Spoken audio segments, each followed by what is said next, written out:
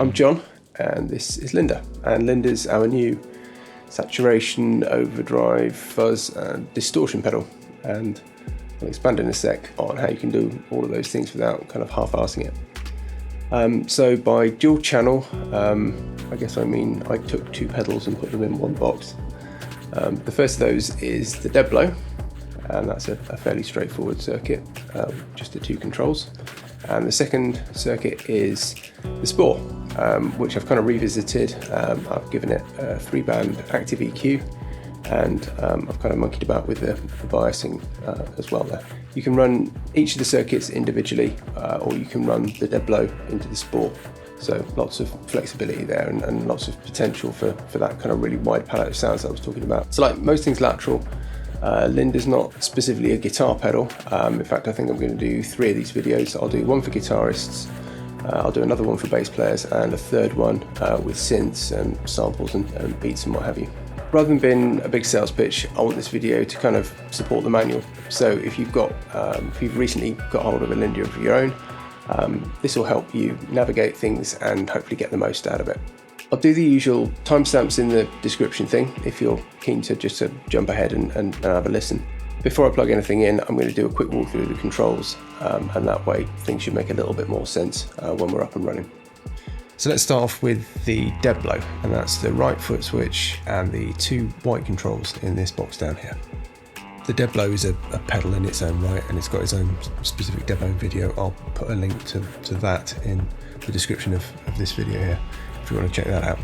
Circuit is pretty straightforward, but it's really effective. It consists of a germanium transistor, a fairly spicy one, running into a silicon transistor. So that would normally be kind of the recipe for a fairly basic fuzz pedal. What makes DeadBlow interesting and flexible is the force control. That's a combination of a gain and a tone control. It governs how much low frequency or bass is let in at the front of the pedal. So lower settings are thinner and more kind of bitey. Turn it up and it gets fatter and heavier. It also cleans up really nicely if you back off the input volume of whatever you've got plugged in. So that means it's a pretty dynamic circuit. It also really likes stacking with other pedals, or it can hit your amp pretty hard, which is why we chose it to use here. The rest of the controls all relate to the Spore circuit, and I reckon you're going to already know what a number of these do. There's a volume control here, and there's the EQ section in the top row. The EQ's active, which means that you can both cut and boost frequencies, and that makes it really effective at shaping your sound. The rest of the controls relate to the 3 separate gain stages in the Spore. First up, we've got the push control, and that's linked to an op-amp booster at the front of the circuit. Op-amps are efficient, and we generally think of them as being fairly transparent. They're good at making things louder without really noticeably colouring your sound.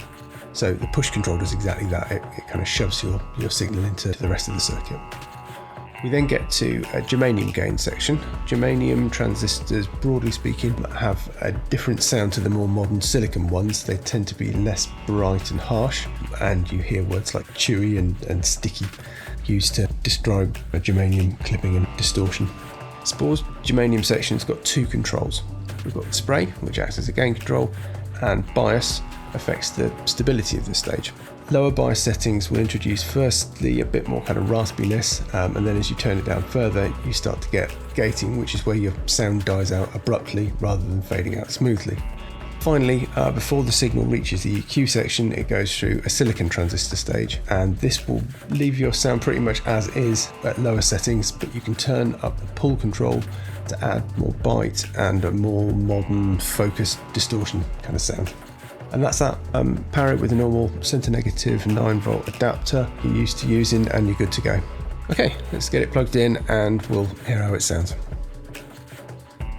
Right, this is my go-to bass. It's a 1980s Aria that teenage me decided needed a paint job because I didn't like the bright red finish. So it got hand painted, and then a few years later I then sanded that off, so we ended up with the kind of car crash that, visually speaking, it is now. Luckily it plays nicely and it sounds good, so I like it.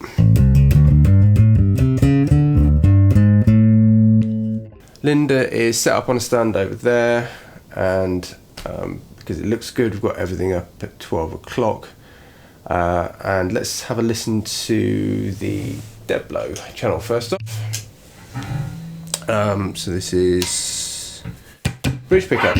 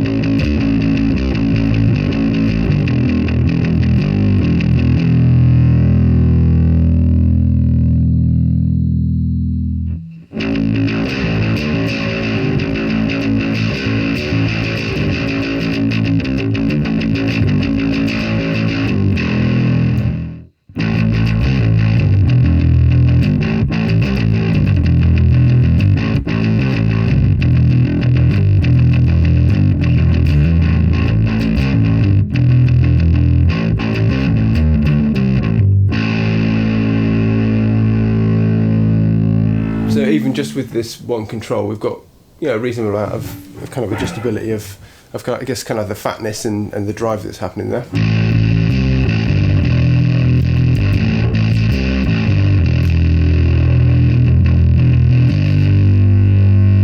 And we can do the guitarist trick as well, which is back the volume off a little bit and it will clean it up a bit.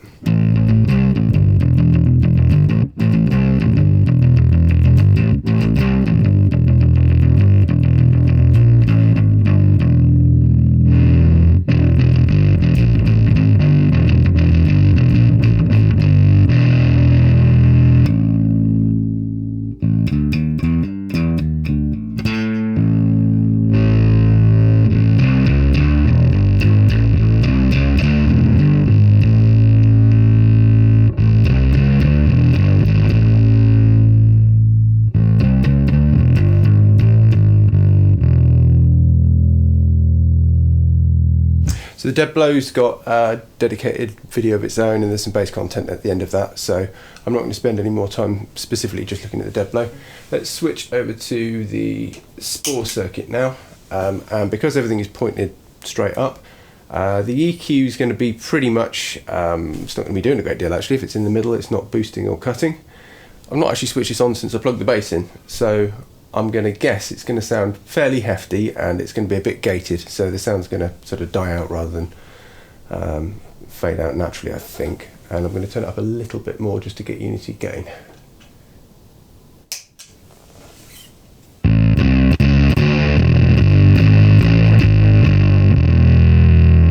Okay, so we're not getting... there's a bit of gating there.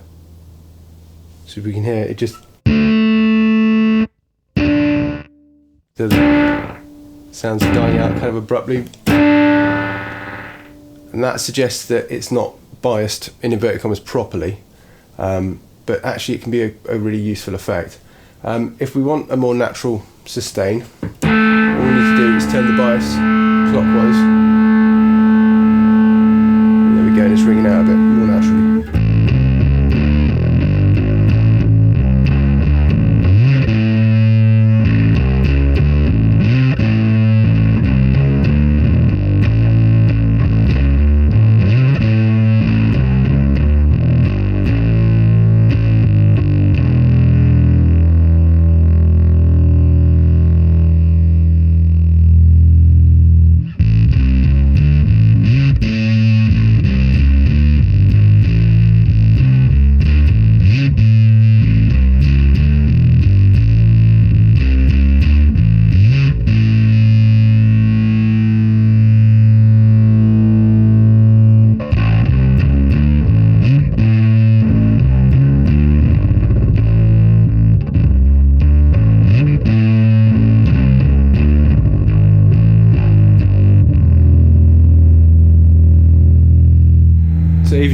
adjusting that mid control has a really big impact on the sound.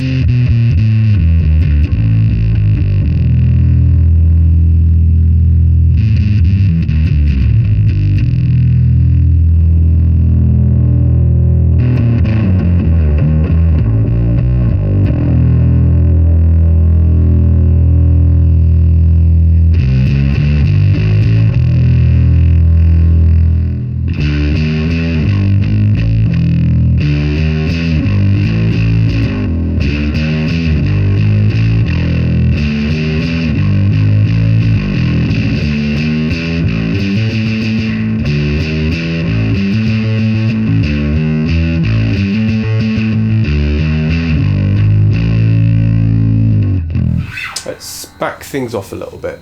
So I like to think of the pull control as being basically just distortion. So that's got a lot more kind of bite to it. So things should be a little bit more kind of rounded and mellow with that down.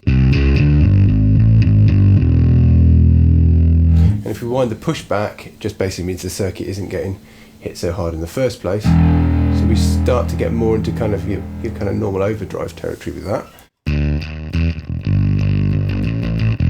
So we're still a bit misbiased. There we go. Might want to push the volume a little bit.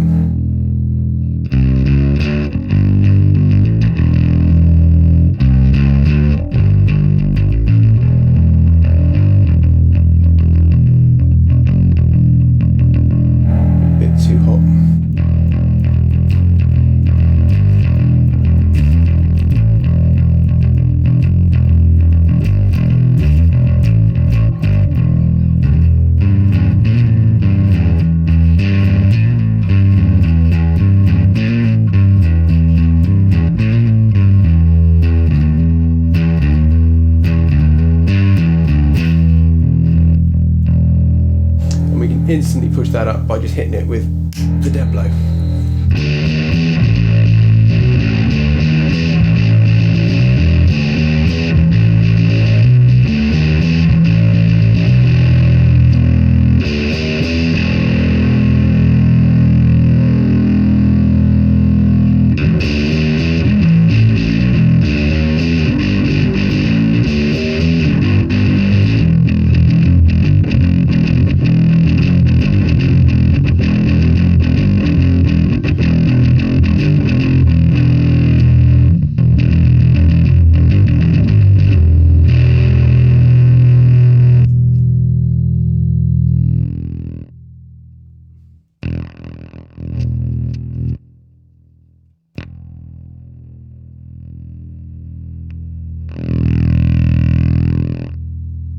So this is going to be a bit weirder.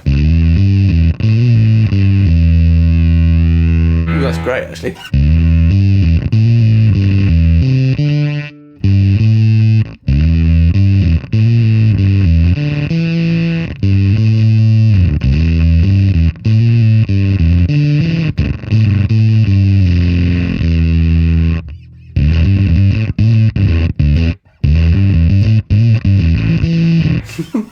That's great, I really like that.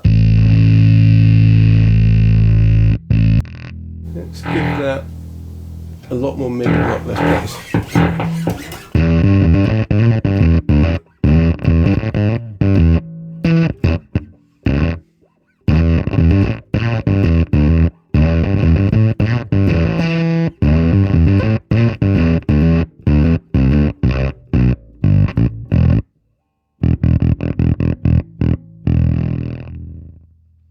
If we push the spray too far, it starts to kind of overload.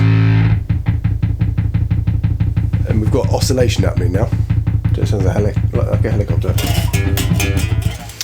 So it's deliberately designed so you can basically push it too far to the extent that you're not really getting anything out of it, because at the limit and on the kind of the extremes of the settings, there's some really interesting stuff to be had. Whether that's always usable and whether that's always appropriate for the context that you want, obviously that's your decision, but it's there for you. Let's try and get something a little bit less wacky. So I'm going to go explore some more kind of pull related, so a bit more focused, kind of tight driven sounds. I'm just going to get the bias down here. we're not pushing the circuit too hard, we've not got the spray down too much, but we're getting all of our juice from that silicon transistor at the end of the circuit, so it's got bite and focus, and scoop things a little bit.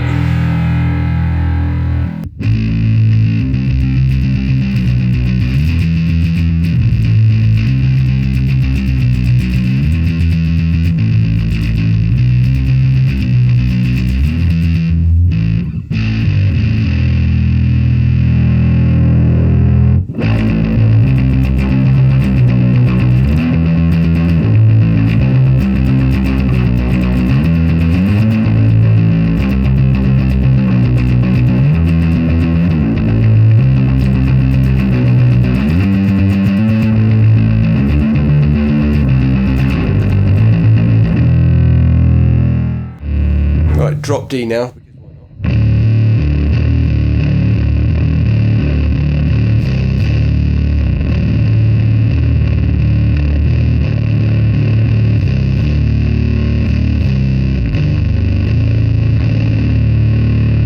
That sounds absolutely revolting.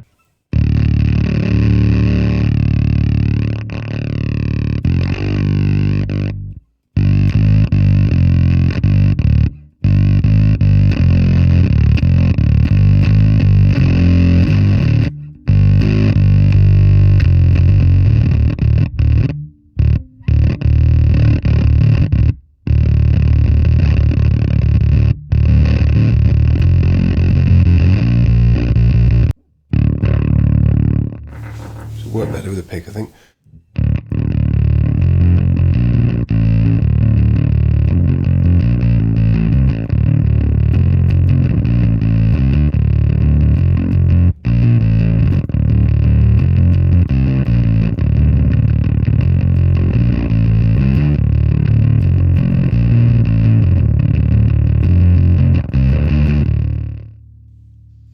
Yeah, I think the stuff I really enjoy the most from kind of mucking about with Linda is finding that stuff that is right on the edge of actually functioning, I guess.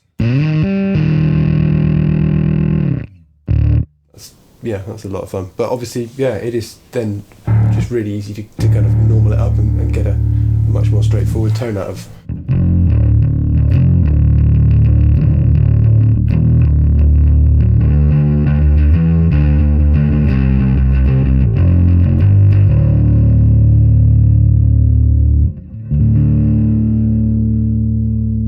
Okay, I think that's going to be it for today.